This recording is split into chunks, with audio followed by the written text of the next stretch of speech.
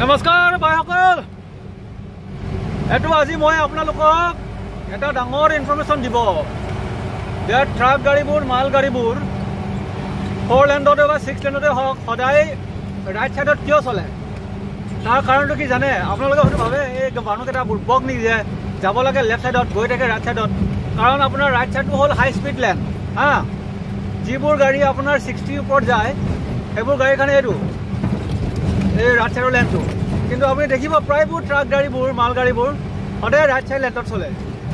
তাৰ মেইন ৰিজনটো হ'ল এইটো, মানে মাল গাড়ীবোৰ কি হয়, আপোনাৰ ব্ৰেক মাৰিলে এক জেগাত ব্ৰেক মাৰিলে নৰয়, 100 মিটাৰ 200 মিটাৰ আগৰ পৰা ব্ৰেক মাৰিব লাগে। আৰু আপোনাৰ এইটো লেনটোত কি হয়, সৰু গাড়ী চাইকেল মানুহ গপককৈ আহি ওলাই যায়। এতিয়া সেই মাল গাড়ীটো তাক বচাব যাওঁতে নহ'লে ৰাইট চাইডে খাটিব লাগিব, ব্ৰেক মাৰিলে তাত নৰয়, তেতিয়া আৰু বেছি এক্সিডেণ্ট হোৱাৰ চান্স থাকে।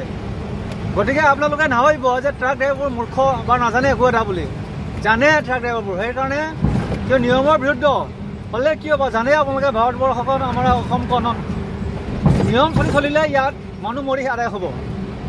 ইয়াত এইখন আমাৰ এনেকুৱা এখন দেশ য'ত লাইচেঞ্চ নোহোৱাকৈ মানুহ গাড়ী কিনিব পাৰে, যিটো একচুৱেলি হ'ব নালাগে। যি মানুহৰ লাইচেঞ্চ থাকে সিহে গাড়ী কিনিব পাৰিব লাগে। তেতিয়া কি হয়, চব মানুহে গাড়ী কিনাৰ আগতে মূৰ্খ এটাৰ নিচিনা ৰাস্তাত আহিছে।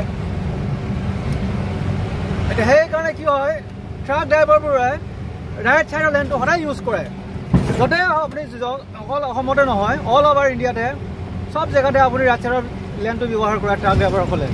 তাৰ মেইন ৰিজনটো হ'ল ছেফটি। কাৰণ গাড়ীবোৰ যায় লং জাৰ্ণি, আৰু এফালে গ'লে কি হয়, এই তেনেকৈ টেম্পু ওলাই গ'ল, এতিয়া টেম্পু ওলাই গ'লে এইটো এতিয়া যদি এইটো যদি গৈ থাকে এইবিলাক খাটিব লাগিব, পাছলৈ বা গাড়ী আহি থাকিব, পাছলৈ নহ'লে খুন্দিয়াই নিজে মাৰিব, নহ'লে ইয়াৰ হেৰি হৈ যাব।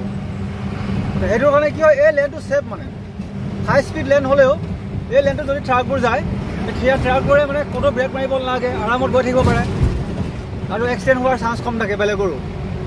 কাৰণ ট্ৰাক এখন আপোনাৰ জেগাত ব্ৰেক মাৰি ৰখাব নোৱাৰাৰ কাৰণেই মানুহবোৰে যেতিয়া 150, 50, 100 কিলোমিটাৰ গাড়ীবোৰ ৰখায়। গতিকে এই লেনটো ব্যৱহাৰ কৰা হয়। আজিলৈ আপোনালোকে এইটো ভিডিঅ' শ্বেয়াৰ কৰিলোঁ যে ট্ৰাক ড্ৰাইভাৰসকলে ৰাইট লেনটো ইউজ কৰাৰ মেইন কাৰণটো হ'ল ছেফটি, নিজৰ ছেফটি লগতে ৰাইজৰ ছেফটি, যিটো গভৰ্ণমেণ্টে নাজানে।